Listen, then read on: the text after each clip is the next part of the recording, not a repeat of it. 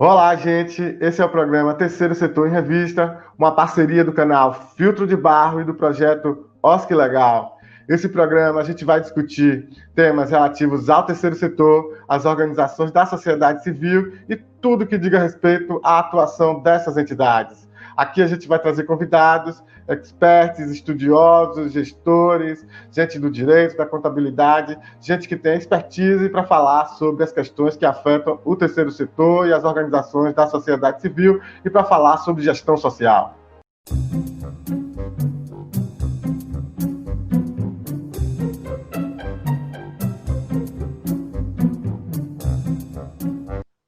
Hoje no programa a gente vai falar do MIROSC, do Marco Regulatório das Organizações da Sociedade Civil.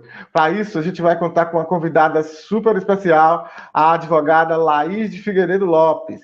Ela é advogada especialista em terceiro setor, ela é doutoranda em Direito Público pela Universidade de Coimbra, em Portugal, é sócia do SBSA Advogados, um escritório super referência nesse assunto, e ela foi a pessoa que estava como assessora especial do ministro da Secretaria de Governo da Presidência da República entre 2011 e 2016, exatamente tocando a agenda do MIROSC. Então, a pessoa que mais sabe, uma das pessoas que mais conhece dessa legislação em todo o país. O marco regulatório das organizações da sociedade civil, o MIROSC, ele tem como nascimento, ali como marco inicial, a Lei 13.019 de 2014.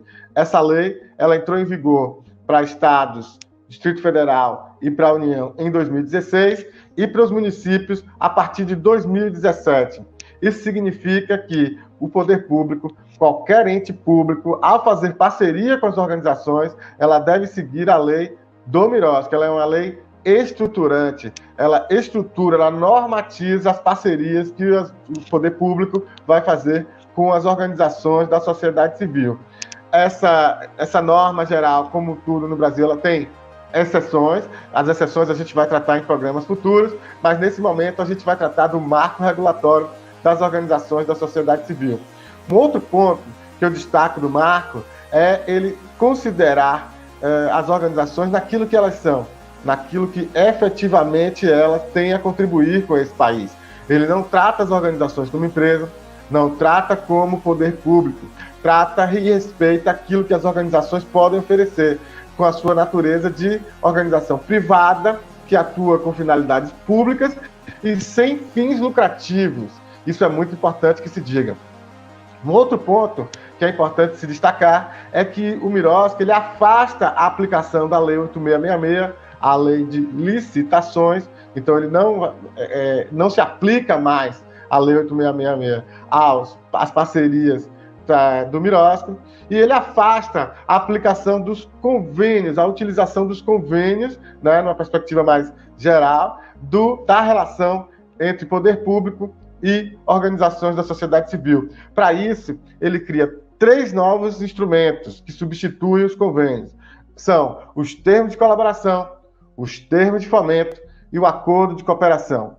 O termo de colaboração ele é proposto pelo poder público, aí simploriamente explicando aqui, né, o termo de colaboração, ele parte da iniciativa do poder público, né, e as organizações vêm para colaborar com o poder público. O termo de fomento, ele parte de iniciativa ou de criação das organizações da sociedade civil, e o poder público ele fomenta essas atividades, e o acordo de cooperação é quando não envolve repasse de recursos, é uma parceria sem repasse de recursos, enquanto o termo de fomento e colaboração há repasse de recursos, no termo de fomento, no acordo de cooperação não há repasse de recursos. Então vamos saber um pouco mais sobre o MIROSC com a nossa entrevistada Laís de Figueiredo Lopes.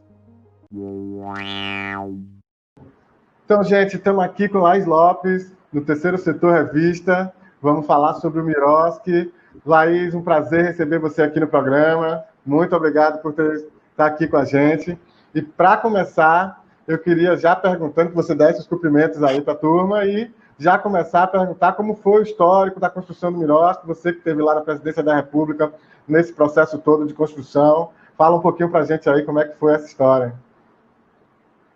Obrigada, Lucas, pelo convite, parabéns pela iniciativa de lançar esse programa. É bem importante que a gente possa trabalhar a comunicação de forma mais acessível, mais didática.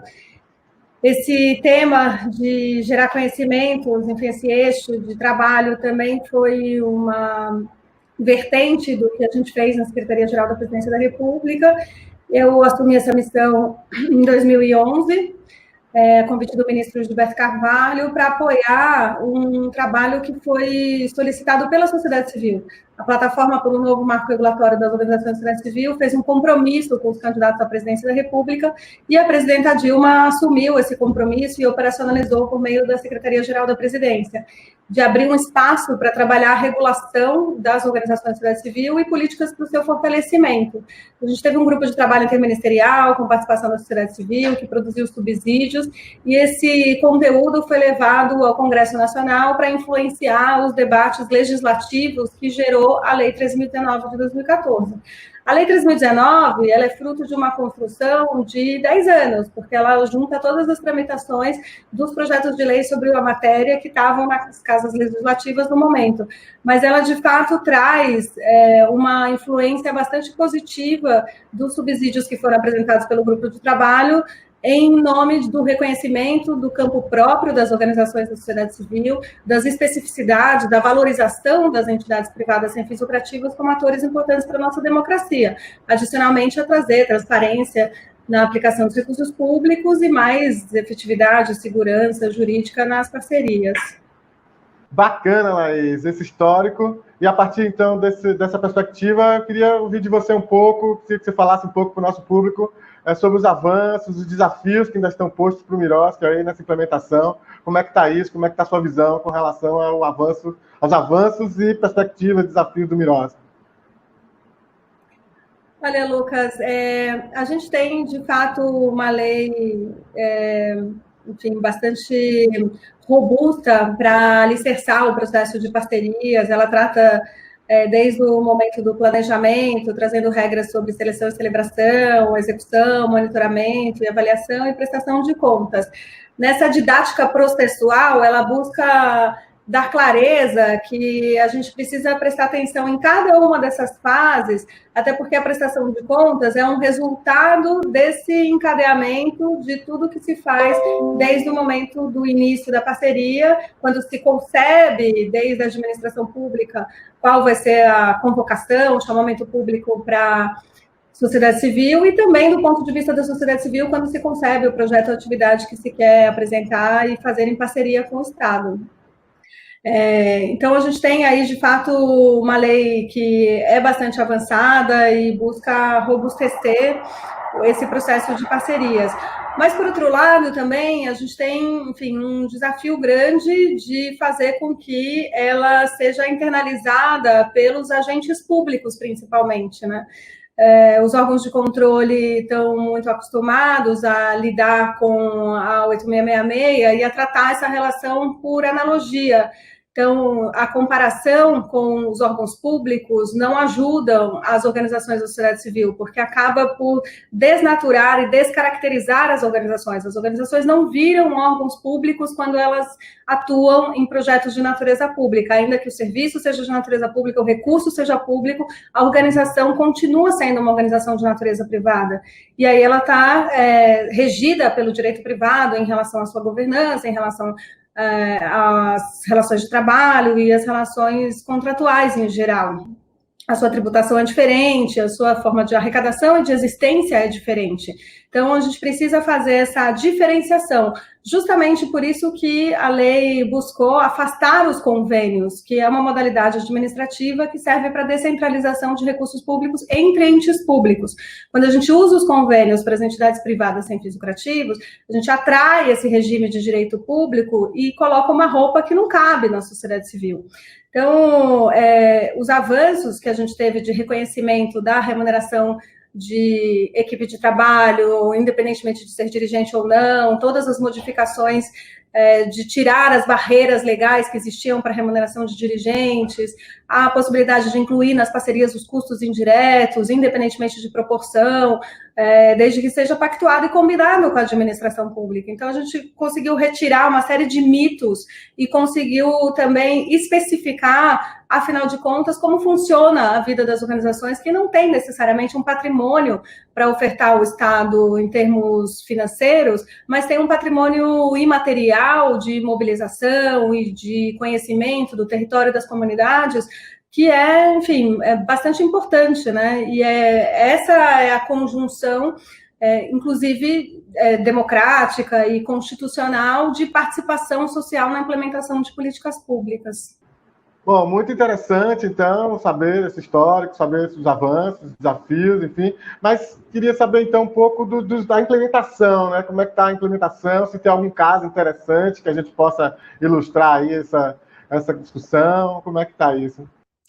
Olha, Lucas, esse é um tema que nos preocupa bastante, né? Porque havia uma estratégia de implementação que deveria ser acompanhada de um trabalho de inteligência do Estado. E esse trabalho se desfez a partir de 2016. A lei foi aprovada em 2014, a gente teve as adequações e as mudanças em relação ao prazo da entrada em vigor e os ajustes que foram feitos para melhor adequar o seu foco no controle de resultados. Quando a lei entra em vigor em janeiro de 2016 para a União, Distrito Federal e Estados, e em janeiro de 2017 para os municípios, ela já não tem mais a estrutura do locus institucional dentro do governo federal para dar continuidade, para dar subsídios, para poder orientar e até desfazer os nós que acontecem na prática, né? O decreto 8726 de 2016 foi o último ato relevante que foi editado pelo governo federal, ali em abril de 2016, que contou com a nossa equipe que atuou dentro do processo de elaboração da lei. Então, ele busca ser um roteiro de interpretação da lei em vários momentos.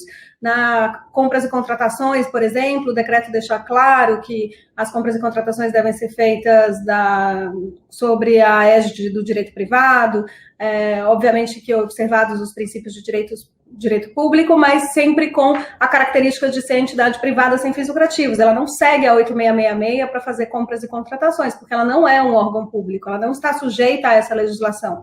A Lei 3.019, inclusive, afasta expressamente a aplicação da 8666 para as relações de parceria com as organizações da sociedade civil. Então, a gente acaba tendo um avanço importante na legislação, mas é preciso ter um acompanhamento, um monitoramento desse processo de implementação. E isso, a partir do golpe de 2016, se desfez e a gente ficou, enfim, com um processo bastante frágil de implementação no país. No município de Belo Horizonte, houve uma disposição de tentar trazer esses elementos que foram pensados dentro da estrutura da lei para a implementação na prática. Então, ali é um case que eu gosto de mencionar, sublinhar e, enfim, chamar a atenção, porque os instrumentos foram construídos na prática ali no município com um desejo de que a implementação fosse positiva. E aí a gente tem um comprometimento dos gestores públicos, desde a alta gestão, que vocaliza isso para os seus... não só para dentro da administração pública, mas também para os administrados, traz uma designação de um locus institucional. A gente precisa ter um lugar para solucionar esses problemas de forma articulada e intersetorial. Lá em Belo Horizonte, é a Procuradoria-Geral do município a responsável pelo processo de implementação do Miroski. E é na Procuradoria que foi criado o Conselho de Fomento e Colaboração, que é o Confoco BH. Esse Confoco, ele foi previsto na Lei 3.019, no artigo 15, justamente para ser um espaço colegiado de articulação para trabalhar essa política de fomento e colaboração. E aí pensar em todos os instrumentos que são necessários para alicerçar o processo, enfim, buscar resolver os problemas de implementação na prática e trabalhar as articulações necessárias entre os órgãos públicos e também entre as organizações da sociedade civil. Ele tem essa característica de ser um órgão colegiado paritário entre sociedade civil e governo.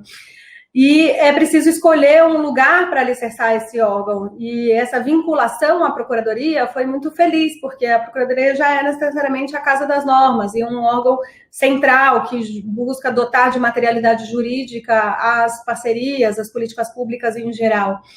Dentro do governo federal, esse trabalho era feito pela Secretaria-Geral da Presidência, que tinha toda uma equipe voltada para essa implementação.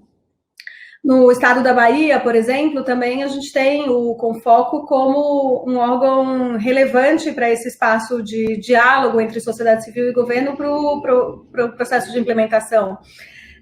Além de cuidar da governança institucional, voltando à Casa de Belo Horizonte, ter um portal das parcerias, onde todas as informações sejam reunidas num lugar só, com transparência e com centralidade das informações, isso ajuda muito o administrado a encontrar as informações. A organização precisa saber quais são os editais, precisa ter acesso às capacitações, e aí lá foi construído um processo de capacitação pública.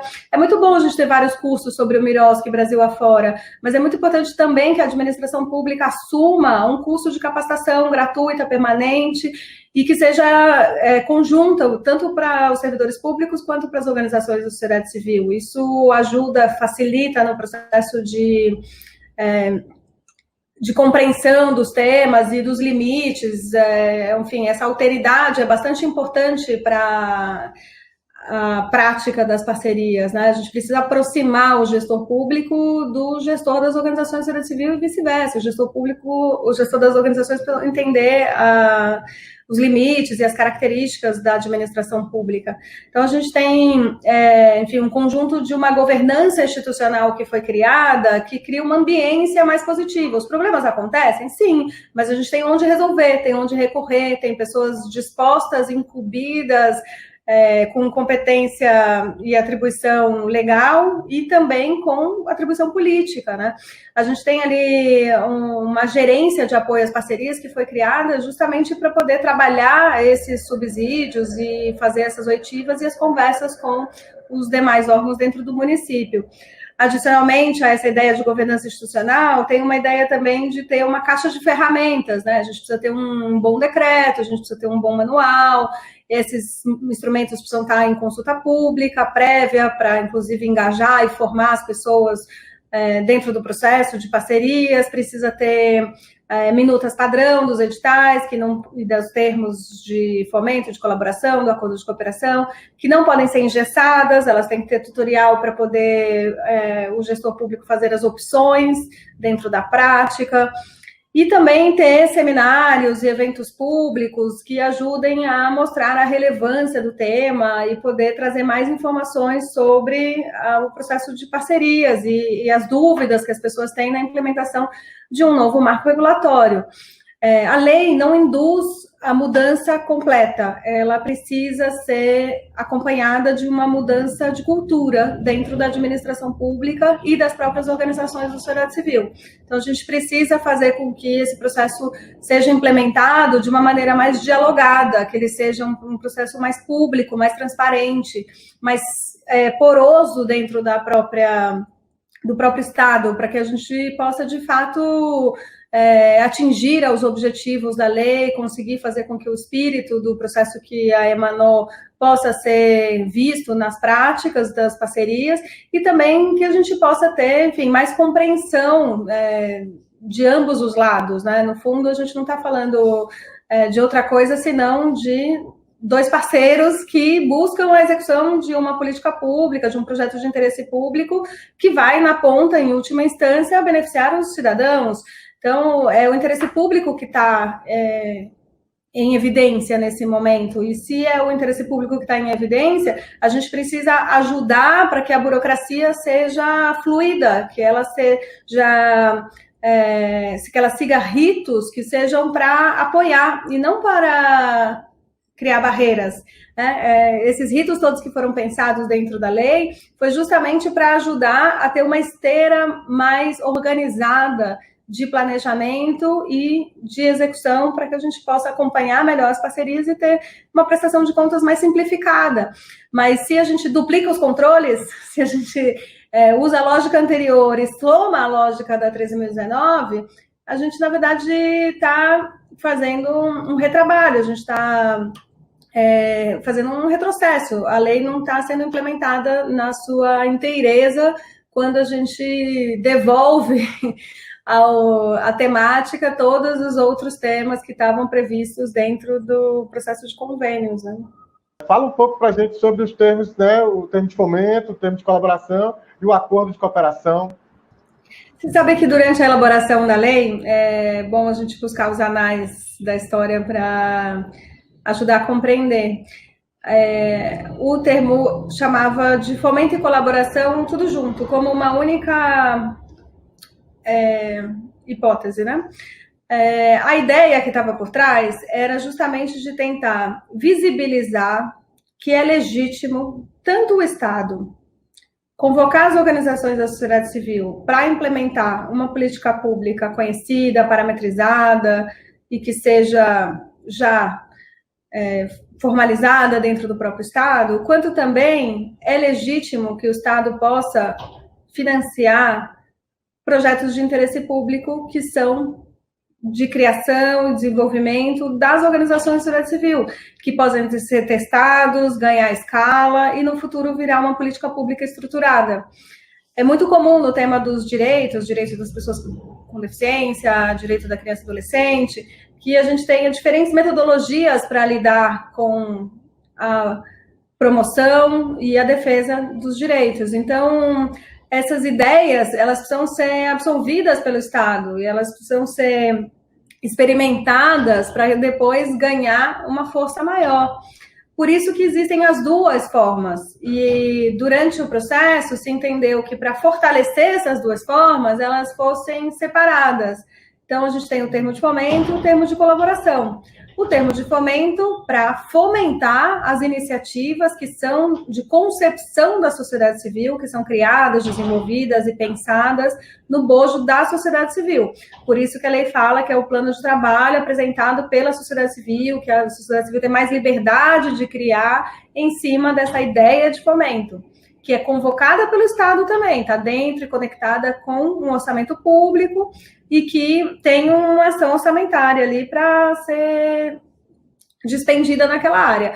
Por outro lado, a gente tem também o termo de colaboração. O termo de colaboração é o mais parecido com o que se utilizava anteriormente para os convênios, na sua maioria, porque ele está destinado à execução de políticas públicas que são parametrizadas, que são pensadas no bojo do próprio Estado.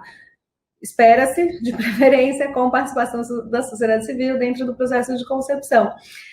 O termo de colaboração, ele tem um plano de trabalho que ele é proposto pela administração pública em termos de concepção do que tem que ser feito nos serviços e equipamentos públicos de assistência social. Isso é bastante típico, porque a gente tem normas que garantem o serviço na ponta e que tem uma série de regras a serem cumpridas dentro da própria regulamentação do sistema. As regras são tipificadas. Então, nesse sentido, quando você vai executar um serviço de natureza pública na área de assistência social, você tem que seguir todas essas regras que já foram pactuadas pelo próprio Estado. Então, ela tem uma característica muito maior de convocação das organizações para colaborar com o Estado na execução dessas regras que foram pensadas. Os dois, termos de fomento e termos de colaboração, eles acontecem quando há repasse de recursos financeiros. Quando não há repasse de recursos financeiros, aplica-se o acordo de cooperação.